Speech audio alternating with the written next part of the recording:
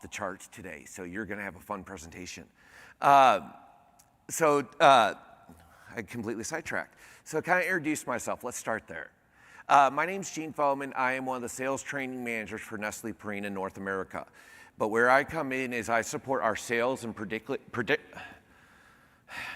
predominantly our category leadership team. So where I focus in on is shelving and our planograms at stores. So when you go to your Walmarts or your Targets and you're walking down the pet food aisle and you're looking at why they put a 30-pound thing of cat litter on the top shelf, well, that would be my decision to fix. So that's where I come in, is really trying to find ways to get product not only in store, but to get it in cart, and using this type of technology to do it. A little background about myself is I've been in the VR space now for about 9 years with multiple projects that have gone to maturity, and a little bit more is I've pretty much have been throughout the training and development enterprise career path. Structural designer, training and development, and I'm an old high school teacher at heart. Teaching history and psychology. So a lot of things that when I approach the sales team, it's really looking at everything has to be functional. A lot of my training, a lot of my development is I understand that we're training people to do new skills. And there has to be some type of function and some type of role behind that. And throughout the years, one of the things that I found is that I've always questioned is that as we keep going for digital twins, what's the next iteration? And for me, it was very easy because as I mentioned, I have ADD. When I go into a virtual space, the first thing I like to do is figure out what can be manipulated and what cannot be. You know, and if you put me in a VR space that I can't manipulate anything, I will lose interest very, very quickly. Because I like touching things. Think about it. Why did we all like going to Best Buy back in the day? You could touch all the cameras, you could touch all the phones. How many times have we wanted to buy something?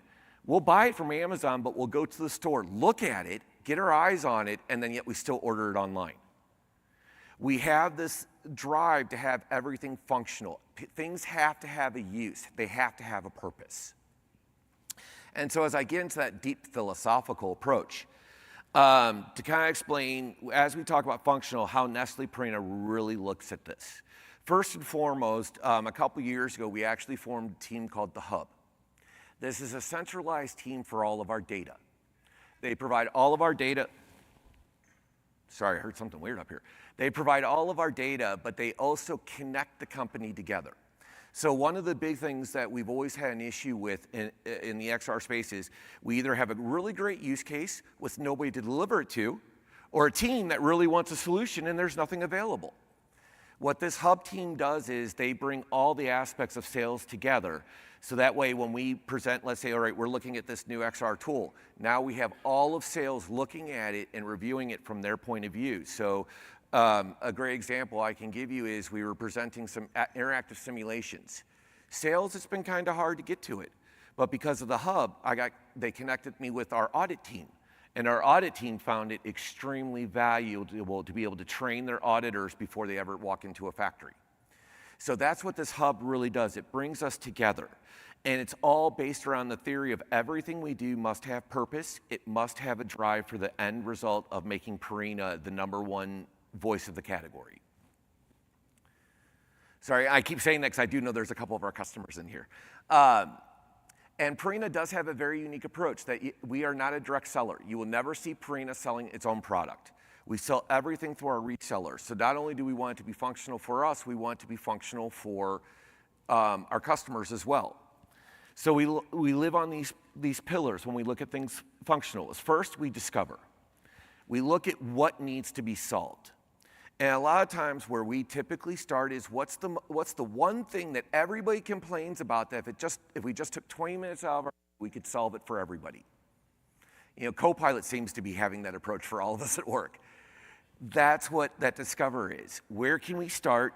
What do we need to transform? Not to just integrate the software, but I think we all accept that there's a change management issue and component that comes with this. So how can we not only integrate, but how can we transform how we think about things, which causes the engagement? And these 3 pillars is where we see this whole idea of functional twins rather than just digital twins. So let's kind of through shelving. For those that are not familiar with planogramming, which is setting up the shelf, it's basically a shelf map of where all the product goes. So I thought I'd do is give you guys, this is what our workflow typically looks like when we're dealing with planograms for CPG companies. We either identify that a planogram needs to change, there's new product. During the pandemic, you all saw the planograms being empty. When planograms are empty, we have to figure a solution out. When there's a recall, or most stores at one time of the year, they'll do a full reset of their entire store. A lot of times you'll see stores doing it right around September to October timeframe because they're prepping for the holiday season. So once we identify that a planogram needs to be changed, what we'll do is we'll use our software called Blue Yonder. We'll create a 2D dimension of just that planogram. And I'm going to actually show you an example of what that looks like in a few minutes. And then what we do is, if possible, we build a sample set. And when I say that is, what we will do is, let's say, if you've ever shopped in a Meijer store, Meijer's notorious for these 80-foot-long aisles that feel kind of have that Kubrickian feel, where when you start walking down, it just goes forever. Okay, if we set up that in our 2D schematic and our customer says, can you build that out for us? What Purina has to do is we have to go and buy every Purina product that's going to be on, or not Purina, just Purina and our competitors' products. And we actually have to find a physical location, and we have to set up this 80-foot run. And then if they approve it, we now have to take it down and set it back up in store. Or if they don't like it, we have to take it down, redo it, and then put it back up. And then once the final step is we set up in the live environment, and we hope everything looks right. And why I say that is because when it comes to shelf planning, it's very data heavy. Every decision about where every product goes is a very data-pointed decision. I made the joke about the 30-pound jar of cat litter. In reality, you will never see 30 pounds above shoulder height because most people can't do it. That's just a data point. It's why in a lot of city stores, you'll see smaller animal types of feed. So a lot of small dog, toy breeds, a lot of cats. You get into the rural areas of the United States, you'll get into the 80-pound bags of dog chow for the herd of Rottweilers that are running around the farm. I don't know if really Rottweilers run around the farm, but neither here nor there.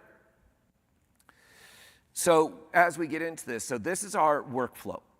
But as you see, there's a lot of inefficiency because the biggest thing is we have no quality control, as well as it's a huge financial investment if we have to build a set. So about 8 years ago, I had this idea that our shelf software has the X, Y, Z dimensions. It has all the product images. It has all the metadata needed to build a 3D object. Why can't we find an engine that can actually convert that metadata into an actual 3D object on the fly? And I happened to come across a very small company out of Australia called 3D VRS. So half of what I'm going to tell you understand is actually his magic. I've partnered with him for so long, but he really had the base solution.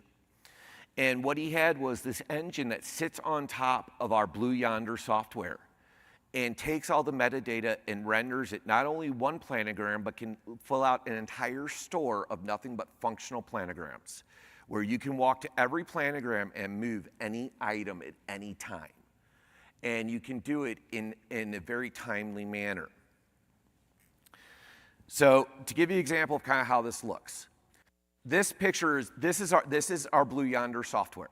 Now, nothing in here is proprietary. Any data you may see is completely mocked up. All of these shelves are mocked up.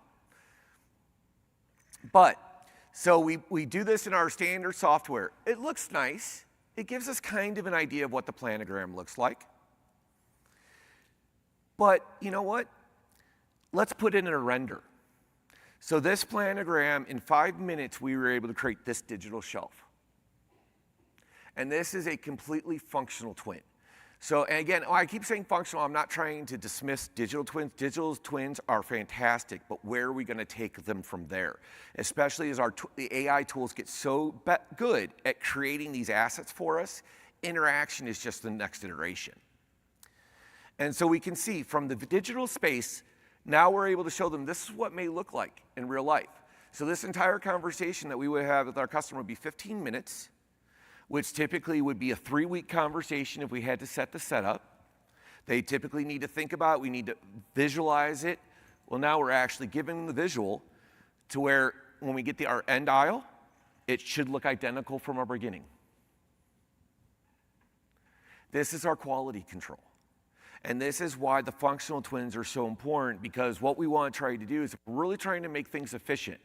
So I know, like I said, there's a couple of our customers here, a couple of our CPG customers on site. But let's say we're working with a particular store. And, well, actually a great example, Target was a great one. Every year, Target now in the spring will send us all their holiday stuff, and we'll digitize it for them like this, so that way they can determine whether the Christmas stuff will be good. And they do this as early as probably February or March of the previous year. And so it gives us time, but it gives us that efficiency. Now, like I said, most of the time we can only see one aisle. Wouldn't it be great to be able to see an entire store? So, and this is going to give you an example of what we did. A couple years ago, Meijer was getting ready to redo their entire pet category. Okay, now we could move everything around and hope for the best. Or we told them, you know what, send us your planograms, your floor map, and all your 3D assets. So all the signage is actually straight from Meijer. And what we were able to do is take these planograms, and we were able to load 78 planograms and place them in the matter of 2 hours. That's the power of this. So, and in this 2 hours, what we're able to do is go back to the customer. So rather than going 3 weeks later, we turned around 2 hours later and said, here's your store for you. Let's put on a headset and let's walk through it. And what we're finding is we're getting a very unique metric that we've never noticed before, our speed to yes. A lot of times when we're talking with our customers, what they'll do is there's always that thinking time. All right, you know what, you presented to me, I've looked at, let me go back, talk to the team, let's really and drill down on this. When our customers see these visuals along with our data incorporated into these models and they can move anything, we can update this at any time. If we were in a big enough play area, we could literally walk the shelves in VR headsets. And now what we're getting our customers saying, you know what, I can see it, I like it, it looks good, go with it. We're getting our yeses before the meetings are even done. And that's because now it's functional. And a lot of things is we didn't have to take time to develop it and hope that the aisles will still be the same 6 months down the road when the digital twin's done. So this actually caused a change in our workflow. It gave us 2 additional steps, which is always hard to sell to any team. All right, I'm gonna change your workflow, I'm adding steps to your daily routine. That doesn't go over well. But the steps are valuable because these 2 extra steps will exponentially save time on the back end. So once we identify that a change is needed, we access the planogram in our digital software, and I say we Iron Man it, we Tony Stark it. We're able to go in there and go, you know what, I don't want this product anymore, I don't want this product, I already know these 2 need to be moved. You can go in and really set your aisle the way you want. Take it to our back to the authoring software, which is our source of truth. Now, I will tell you, when you start expanding XR into a lot of these different softwares, for me, I've learned it's a good rule to always have a source of truth file. That way you're not wondering which file from which application was my last one saved. Always have a source of truth to come back to. So we go there, we make our updates, we port it back out into our digital format, and then we're able to set the planogram up in the live environment, and then we move on. We've gotten rid of our potential 20 to 40 hours of set time for a sample set. We've gotten rid of potentially any travel that we'll need to keep talking through this, because we can share these files and we can go into headsets and all be in the same space. So we're seeing that we're getting a much pretty good. We're getting a time savings. We don't have the ROI hard yet on what our time savings is, but we're seeing enough to where we're now able to start spending more time with our customers. We're able to dedicate more time relationship building and more time really pushing not only Purina, but the pet category up to a new level. You know, and the past couple years, it has been hard because with the economy going down, people just don't get pets anymore. Or they're struggling with their own finances and they need economical pet food. So this was our new workflow. And to actually kind of show you how it looks. So this is, again, the authoring software. This is what we start with. And what you're actually going to watch is live action. As we talk through this, you're going to watch me not only convert one planogram to the metaverse or to VR space, the digital space, whatever we want to call it. It was my post that asked for what the magic word was, by the way, on the app. So because so many people have different words for different things, and I like picking metaverse because I know it irritates some people. But you watch me bring in one planogram with all the data, all the metadata, all the information. I'm able to spin it around. And then as we go, what we're actually able to do is not only add in one planogram, but I'm going to add 3 additional planograms. And I'm going to actually create an aisle in the time that we talk. But we've seen power in this. To give you an example, one of the most recent things that I look at as a great data point for our integration into this is recently we had a schematic shift in Nestlé Purina. If you don't know what a semantic shift is, it's when our language changes to match technology. Give you an example. Somebody in the 1970s spent a lot of time to create the remote control. They gave it a great name, remote control. Within 6 months, what do we all call it? The clicker. Where's the clicker? We named it after the sound of it. I guarantee you, there was a group of people like us sitting in a room shaking their head going, are you kidding me? Okay, but we went through a semantic shift. So I started calling these digital shelves. I thought it was very self-explanatory. I thought it cut to the chase. It's VR or non-VR. Then when we started getting a lot of good yeses, our leadership team decided to change this to phygital shelves, half physical, half digital. I may not have picked the word, but I'm just glad my project's being funded. You know what? Sometimes you have to look at, just be grateful there's water. Don't care if it's half full or half empty. I'm just grateful. So, but what we were able to do is, I totally lost my train of thought here. Oh, phygital shelves. So it's our phygital shelves for the stores of the future. But I've got people that are don't even know what XR is. They have no concept of this, but because they see this output this quickly, oh, they're in. And now it's kind of like the new shiny toy that they can show off to everybody. And what was the best part was, for 8 years, I've been trying to figure out how to position this in the sales team. I knew it would work, I just didn't. I tried training, I tried just mass deployment. Guess what sales leadership looked at me when they finally realized the power of this? It's our closer. This is our closer. Every conversation should end with one of these digital shelves. Absolutely. Because this ties everything that we're going to talk about together in one beautiful picture that you can visualize. And you can get excited by it. And give you an example. I'm notorious for talking about Harley Davidson, so I cannot go one session without ever mentioning that company's name. Harley Davidson, okay, if you're in sales or not in sales, but if you want to see the best closing any salesperson could ever have in this world, go to a Harley dealership and watch somebody buy a motorcycle. Because the person, what they'll do is they'll walk in, they'll see the motorcycle, and then they circle it. There's always a 5-minute circling. And then somebody will put their hand on it, which means they claim it. And then they talk to the salesman. They find out exactly how much in debt they're going to be as a result of this stupid purchase. I've made the purchase multiple times, thank you. And the salesman looks at him and goes, start it. Start it. Okay, I am an immature child. You ask me to start a motorcycle, I'm going to buy said motorcycle. Because the minute you start it, you feel cool. You feel good. It's like when you're buying a car, they put you in the car at the last, first off, they always put you in the most expensive version of the car you're looking for. But that's setting the tone. That's because they're creating the environment. And we have found this as a closer creates that same type of environment that really is powerful. And again, it all comes down to what's our next iteration, and when it comes to twins, it comes to that now that we have digital, let's take them functional.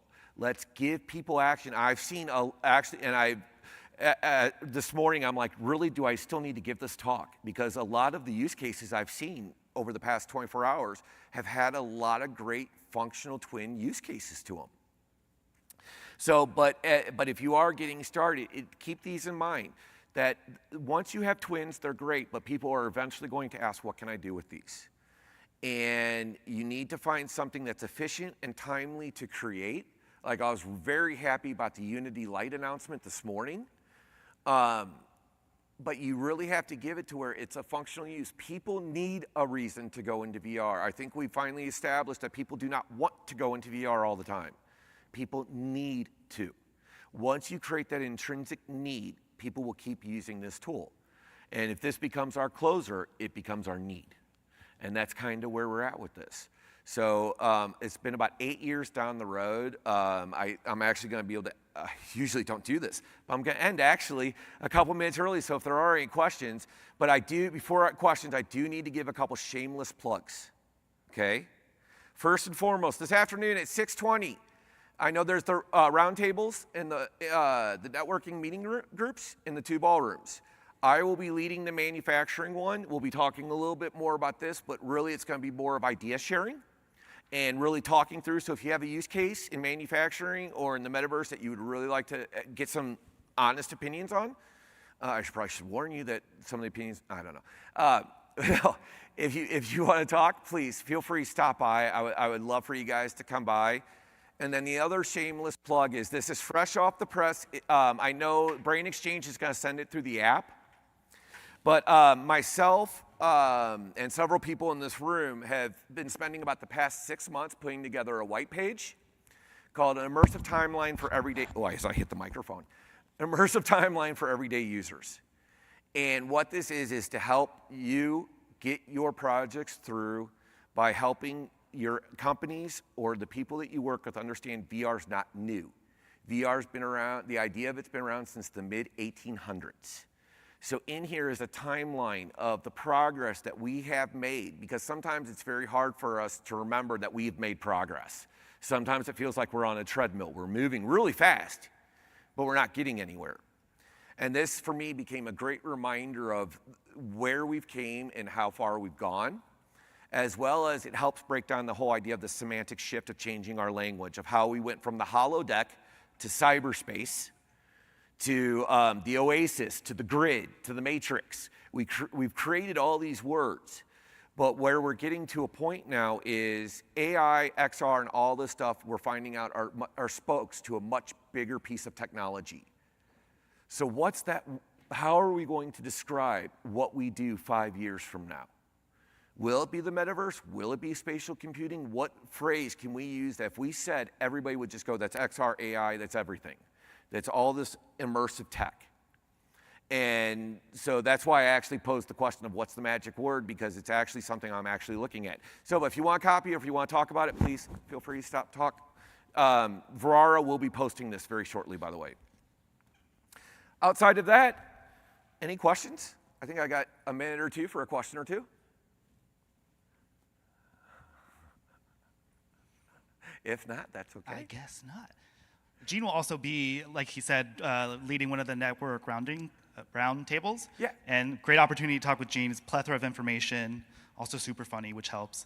So if there's no questions, please a round of applause.